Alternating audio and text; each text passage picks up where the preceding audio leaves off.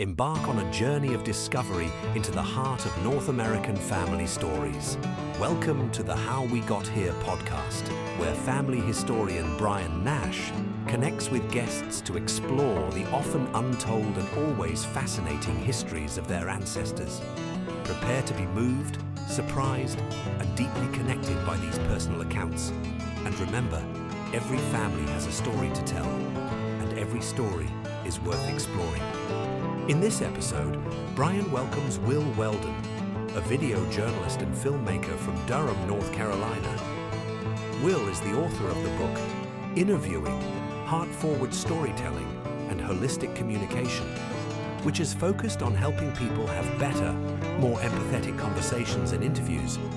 Will joins Brian to discuss a topic central to genealogy: interviewing your relatives to capture their vital stories before they are lost.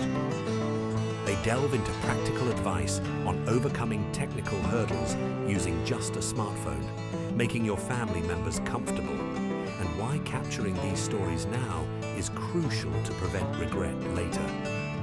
They also explore the power of open-ended questions to elicit emotional and deeper responses, how physical objects can trigger surprising memories, and the immense irreplaceable value these recordings have as time capsules for future generations.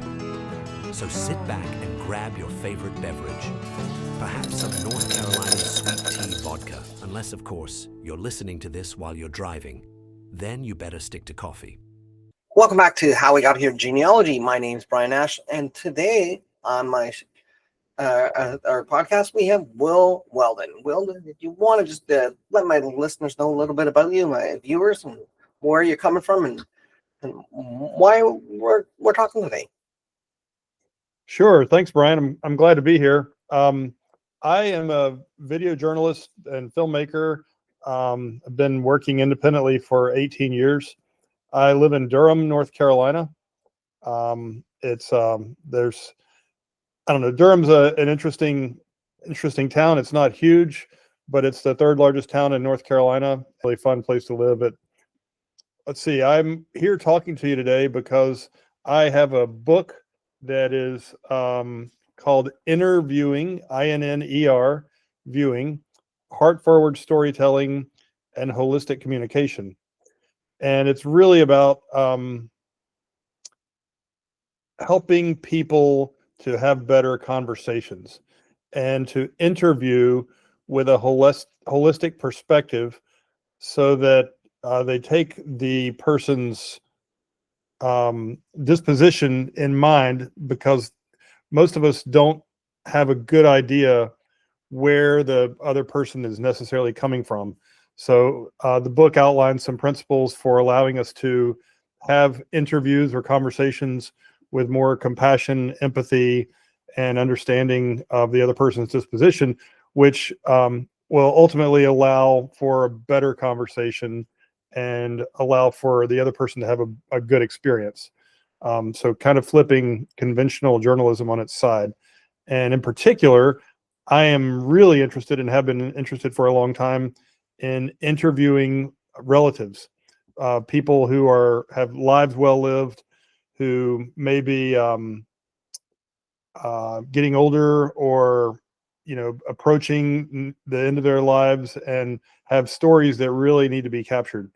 And so I think that kind of interviewing, that kind of storytelling requires sort of a delicate touch.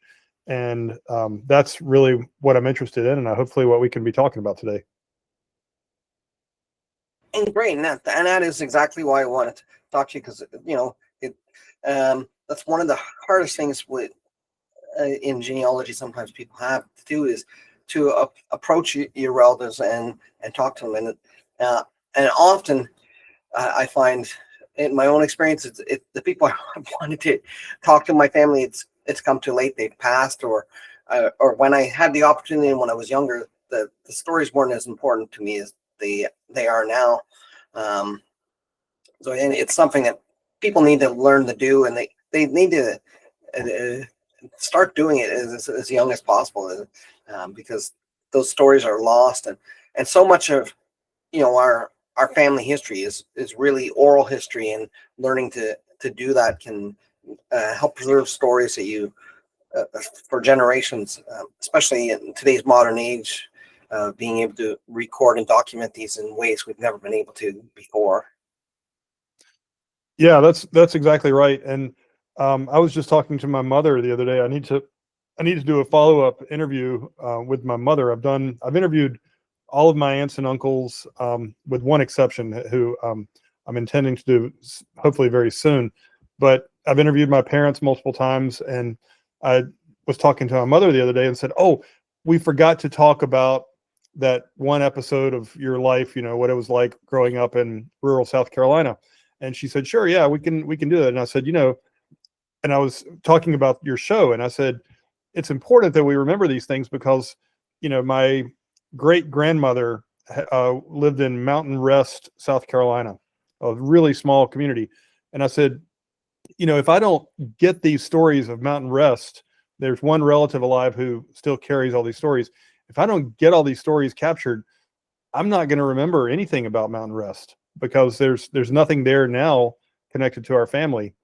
And I hate to be morbid. It's just a reality, but you better do it now before it's too late is kind of the sense that I keep coming back to, the sentiment that, there's no time like the present, literally, because none of us are getting younger, and our memories are not, in most cases, our memories are not getting sharper. And if we don't get these stories now, we're going to wish that we had some point in the future. And if we do capture these stories and do these interviews now, I don't think we're ever going to regret that. I've never heard somebody say, well, that was time wasted interviewing my grandfather or grandmother about, their childhood.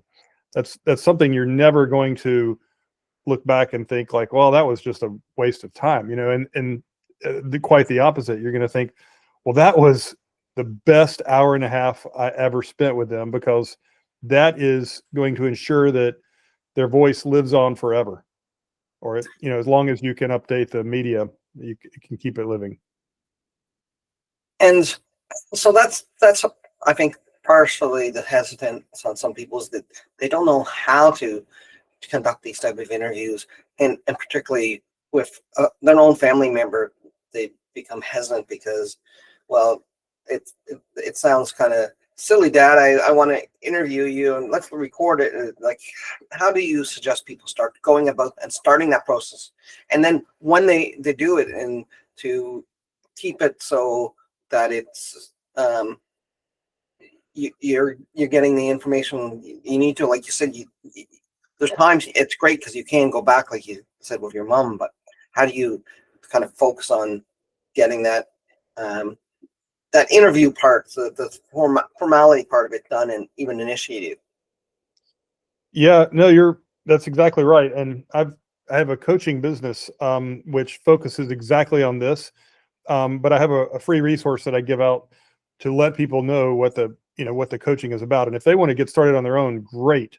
But if you need help or you need accountability, that's what the coaching is for. But basically, a lot of people are overwhelmed by the prospect of interviewing a relative.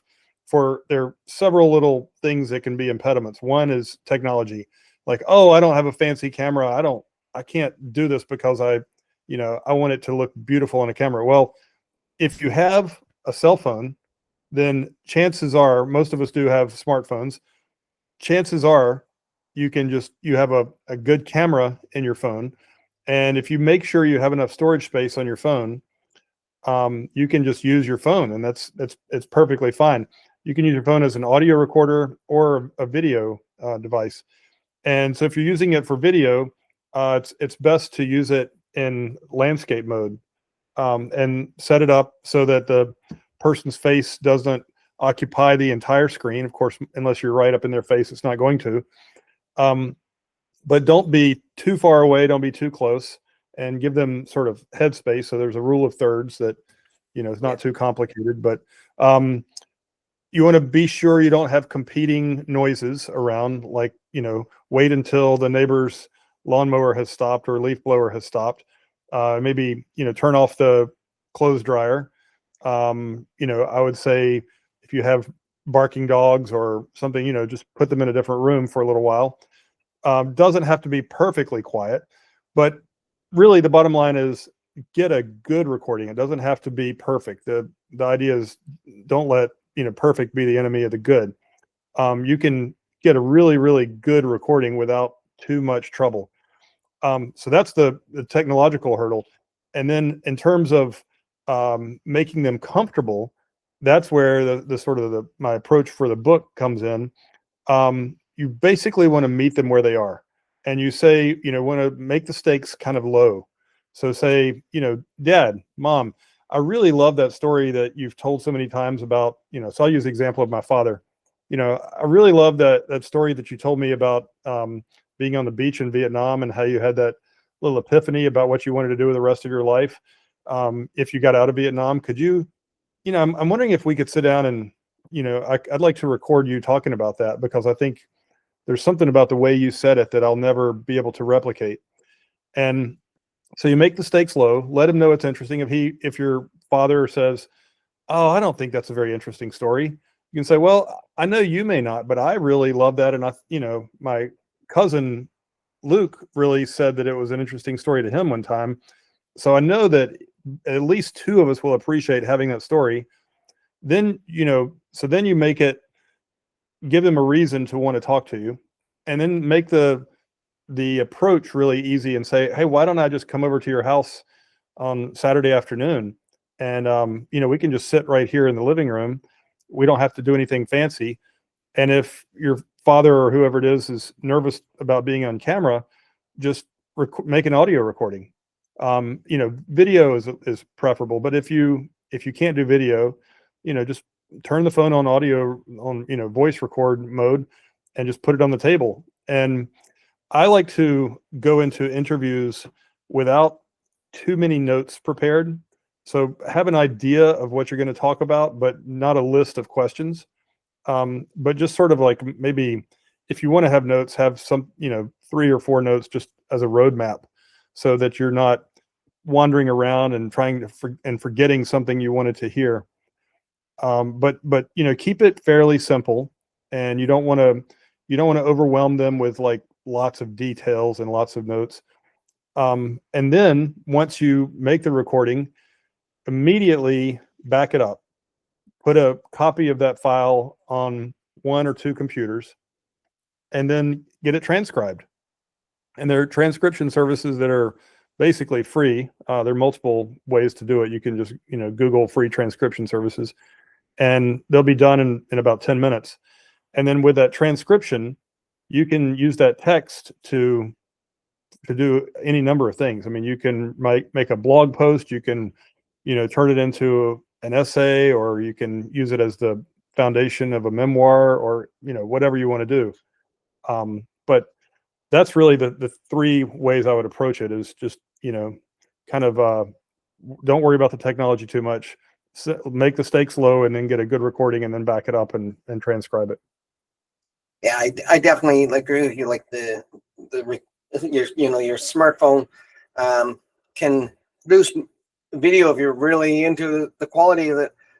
In the 80s, we would have been blown away, you know, with the definition of the film. You know, all our favorite kids movies would have been, I think, better if they had been filmed. And I know, as recently, I'd worked in politics for years, and you used to having different interviews and working with camera crews when they're interviewing people. And I know in some of the local TV station in Canada now, the cameramen have ditched their big honking cameras that they used to be hundreds of pounds to carry around, and they basically have a cell phone on a gimbal, and it does a job. It does better, and you know, it's a lot easier. Especially like you said, you're going to put it into a transcription service or send it. You have that file right there. You did miss one step. I know this from recording YouTube videos and videos like this. Once you record it, before you leave, check to make sure the audio actually recorded, or the video actually recorded. Because I've had that happen to me before, where you think everything looks good and looks right, but you just watch the video without really listening to it, and you don't realize that you had no audio, your mics didn't work or whatever.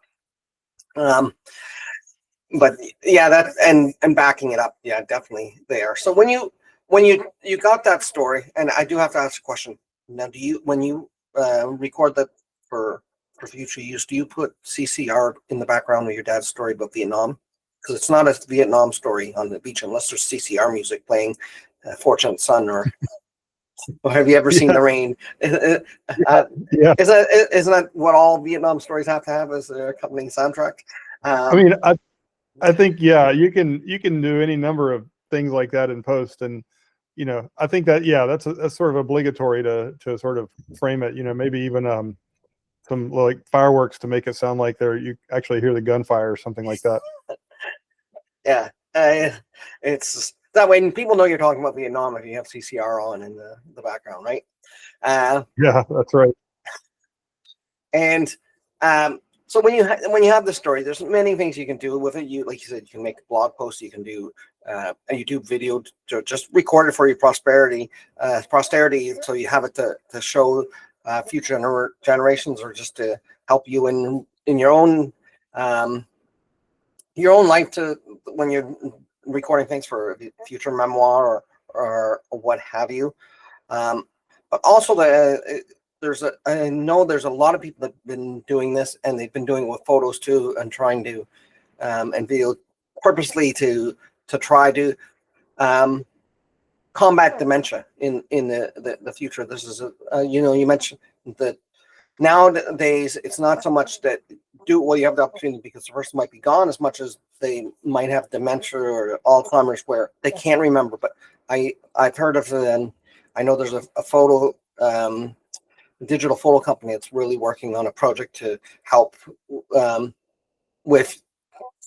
kind of hold back that way, preserving the memories. So these are things you can share with them. Do you get much into your book and that aspect of what that when you're coaching because I think that's aside from a genealogist, I see that as a real good use of having these recordings. And whether it's from you're using when your parent gets dementia or later, or your kids are using it for you, so you can remember your parents, like this is what remember grandma, this is what she sounded like, or yeah, I don't really get into that too much in the book. I think in the coaching, that's a very real impetus for people to want to go ahead with the coaching. They feel an urgency, like, oh, my mother or father just got a diagnosis of Alzheimer's, or they're in the early stages of dementia, so the window is closing really fast and I need to go ahead and get this done soon. And so that can be overwhelming. You feel a pressure to go ahead and get it done quickly, but you want to be sure to do it well. I think there is a lot of value as in what you say, in preserving someone as they are, so they can remember what they were like later if they need to. They look back and say, oh yeah, that's what I sounded like. I made a documentary about my mentor. I was an author in North Carolina, and a professor of mine in college. And I made a documentary about his teaching career. And when I was finishing the documentary, he had, it's a little bit complicated, but he had to have surgery on his neck, and they went through the front of his neck to reach the cervical vertebrae, and they nicked his vocal cord. And so he had, before the surgery, he had this rich, deep baritone that everyone recognized. Everyone knew. He was on NPR in the US, and he had this really recognizable voice. After the surgery, his voice was suddenly very high.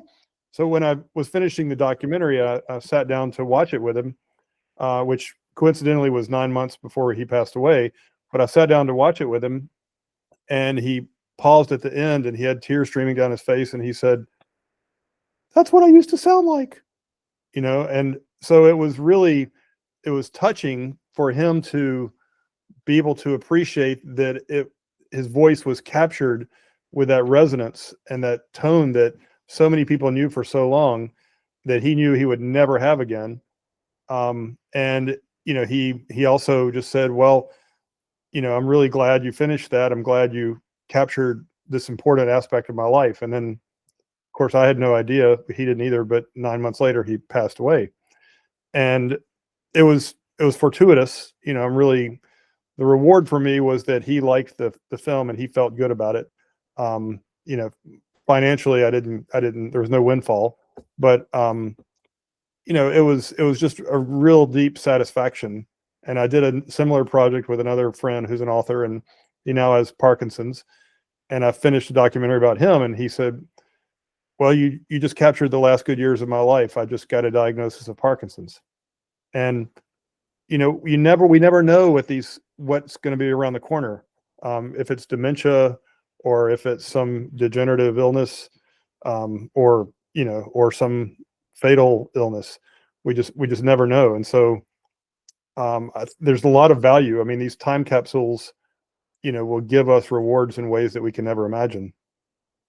So aside from the recording afterwards, what's the do you go much into the actual the storytelling part of it? So you have these interviews, and you want to tell that story, whether you're making a documentary for your family, for a family reunion, or you're just wanting to have something so your family you can share with family that cousins or siblings or whatever, or people that might be interested in it.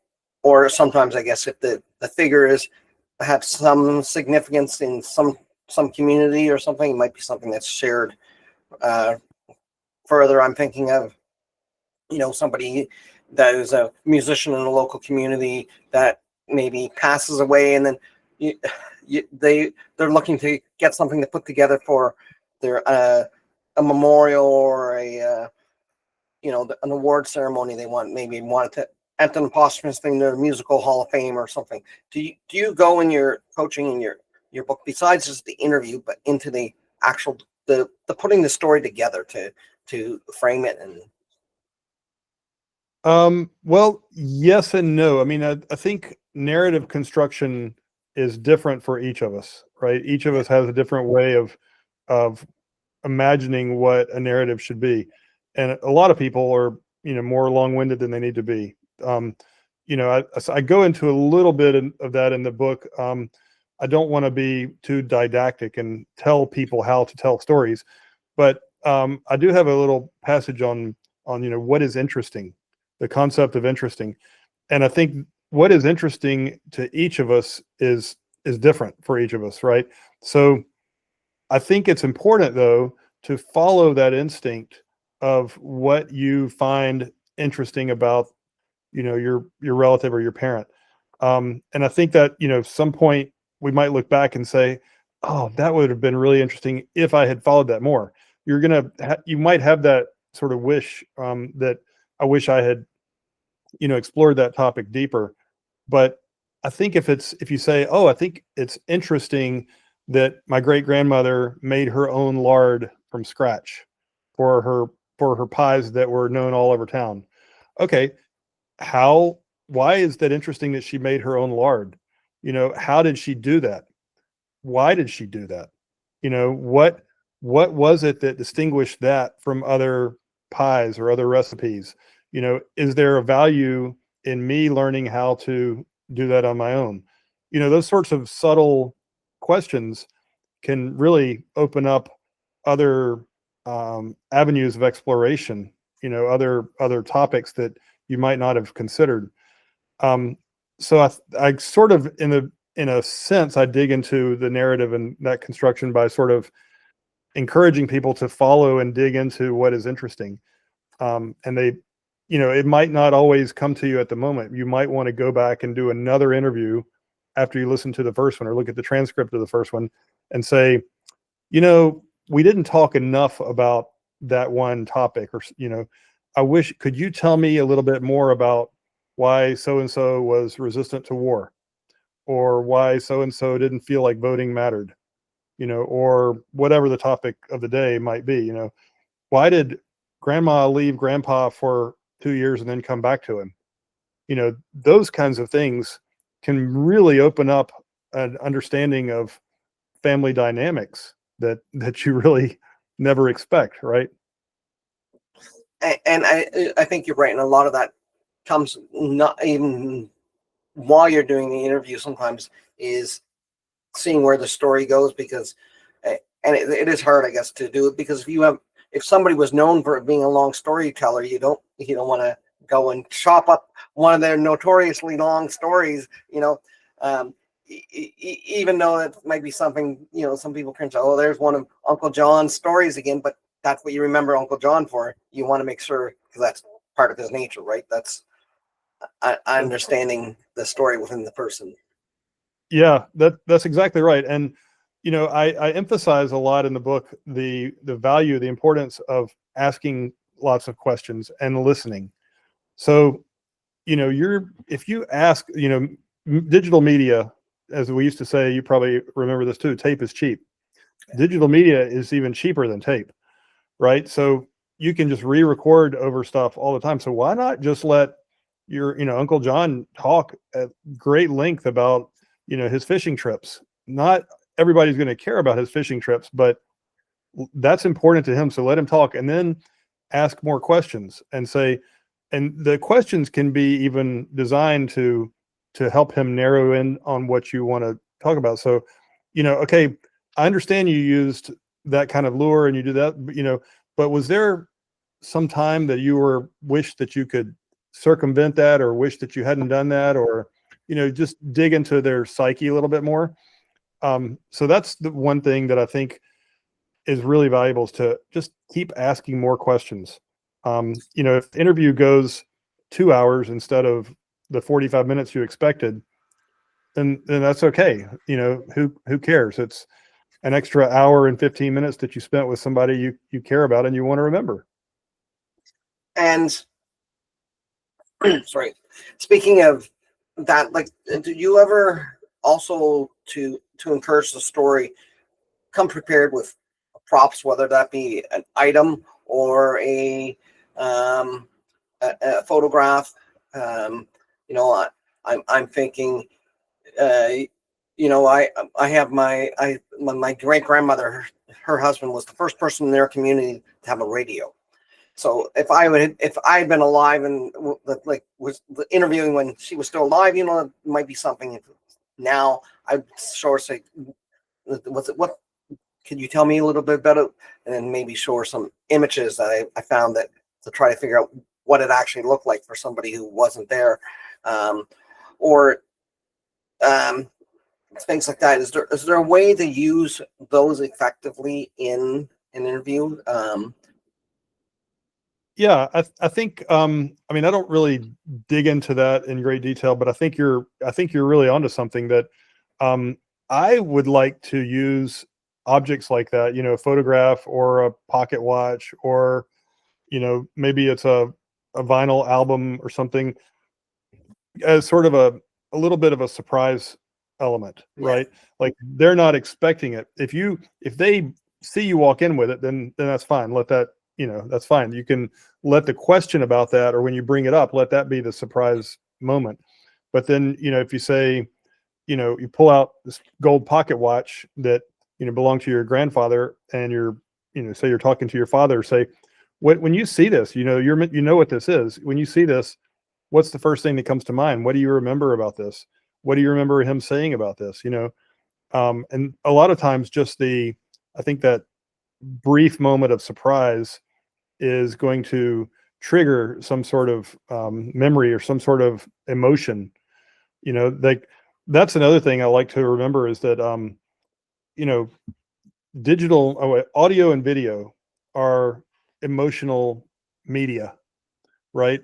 Media that allows you to experience somebody's voice or feelings in real time. Time being what sets video apart from photographs, right?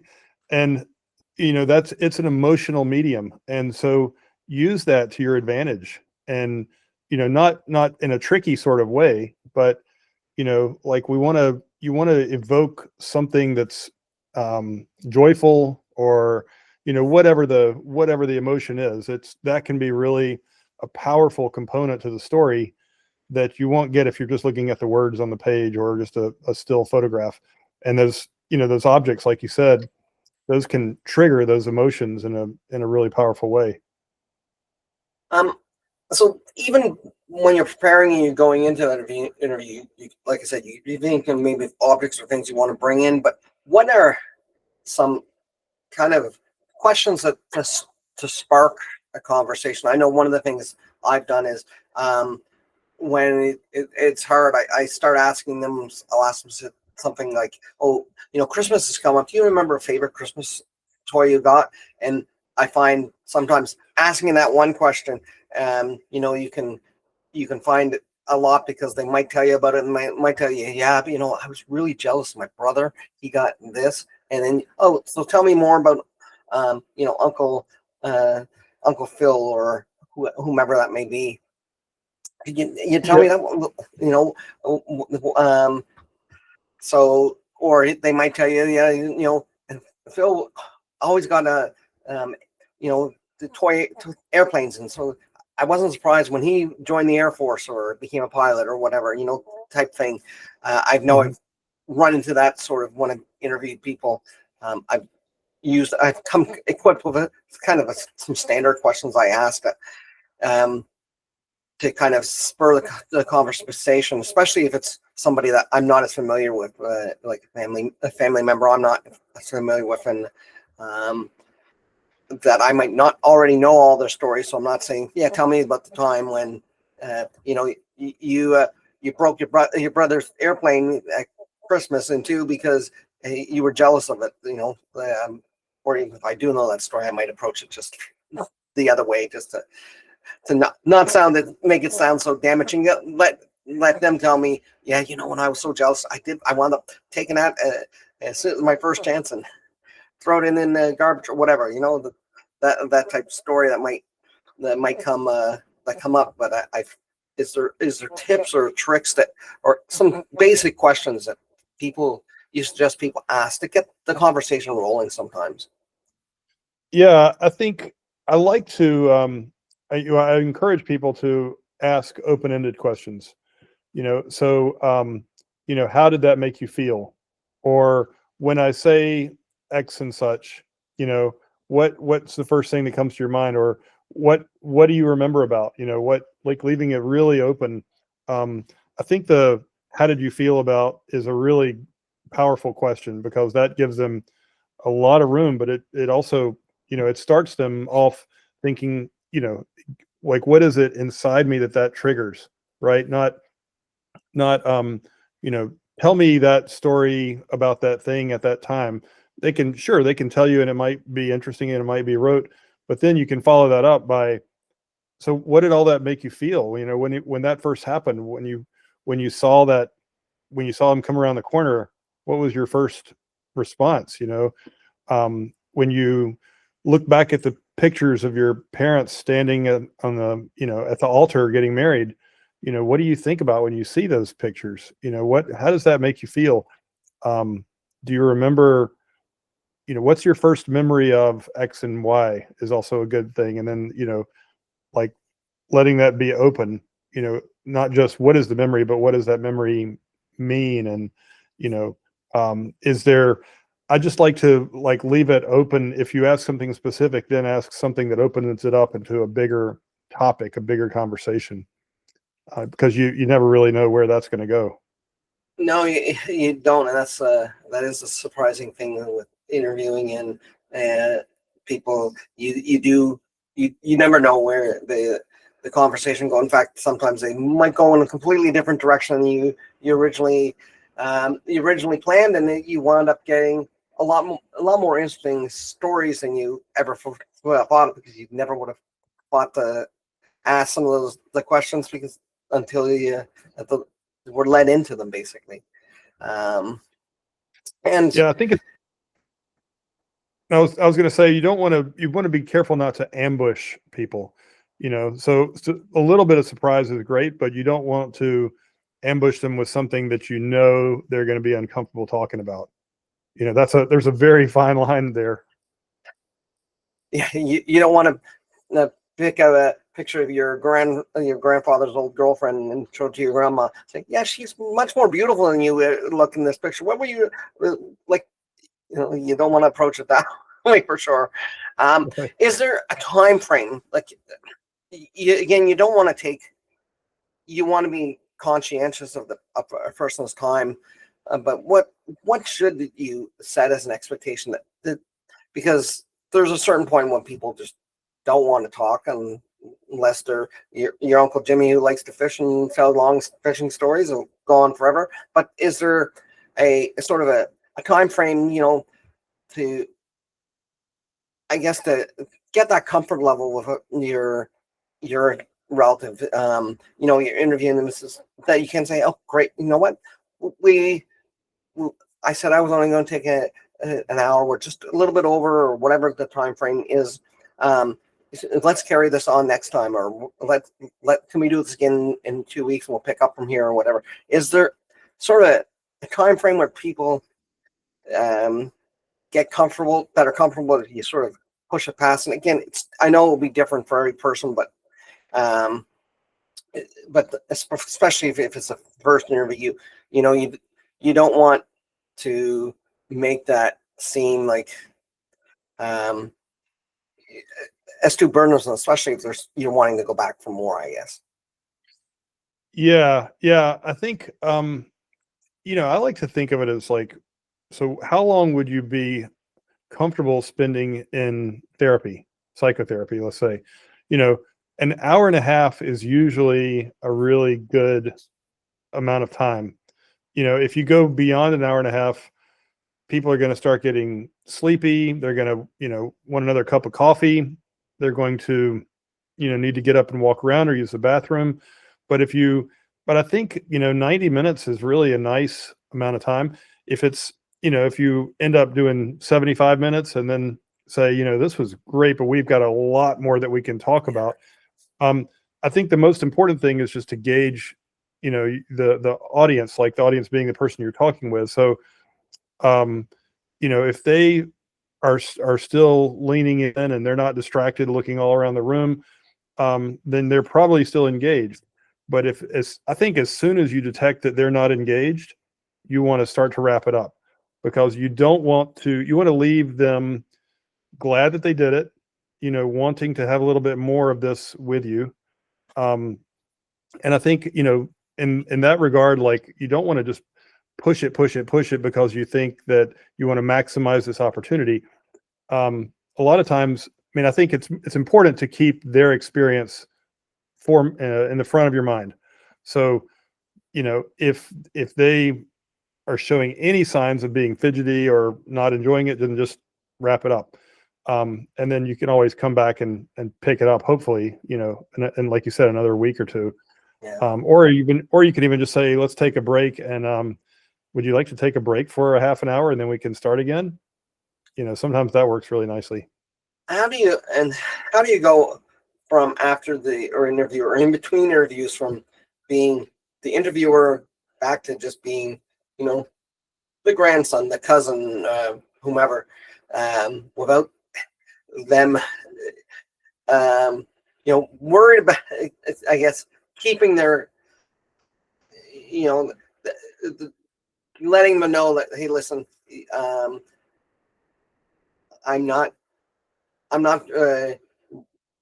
in constant, I guess, researcher mode. I'm not looking for every story. You know, I won't tell that story, what you actually thought about his girlfriend or your girlfriend back there compared to grandma. I'm not going to say that, and so people don't get that, I guess, that feeling that because I can see where that can be a concern for people. You know, like it's sort of the on the record, off the record type thing. You don't want to.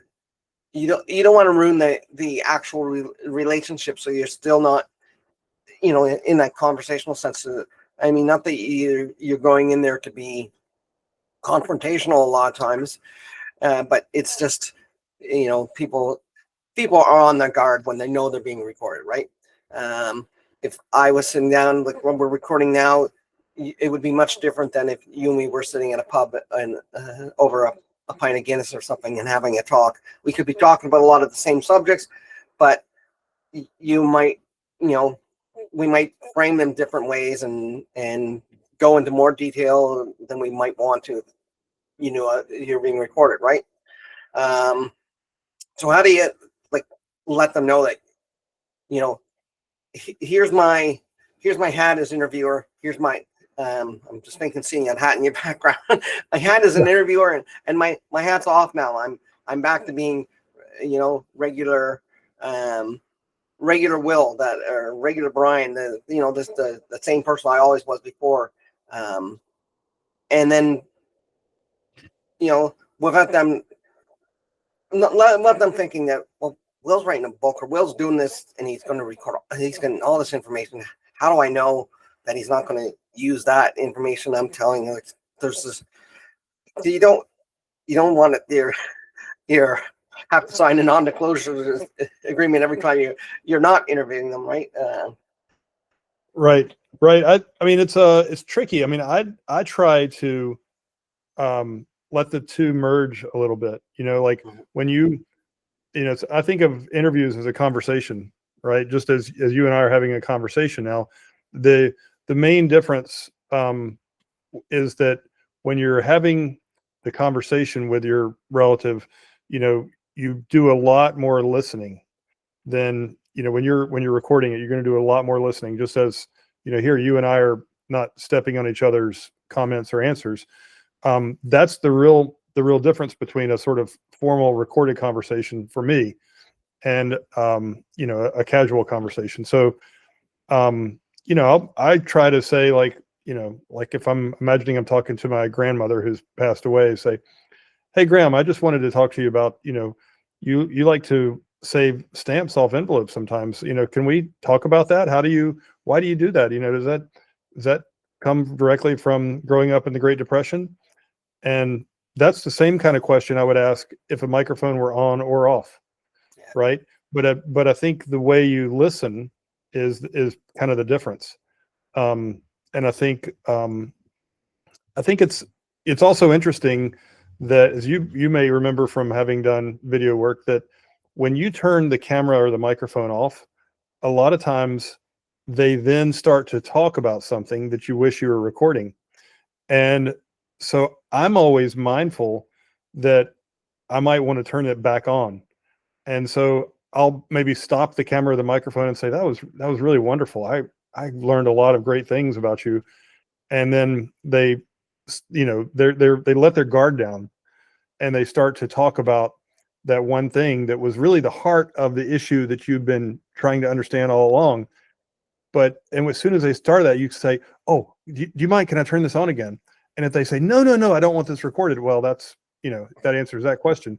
But if they say, oh, yeah, this hadn't even occurred to me, then you can turn the recording right back on and you can engage the way you would naturally. And you're recording the stuff that was really the juicy tidbit that they had just maybe consciously or subconsciously been holding back the whole time, right? Yeah. It's funny the way the human mind works when we're not thinking, when we're because, like I said, you're guarded when you're recording. You're being recorded. Whether you're conscious of it or not, there's things you're not gonna. You're gonna say, I very much so. Well, I've really enjoyed this, Will. So if people want to find out more about you and how to benefit from some of your coaching and from this PDF that you mentioned, that you have, that people can begin the process of starting to understand how to interview their family. And is there a way to do that? What's the best way?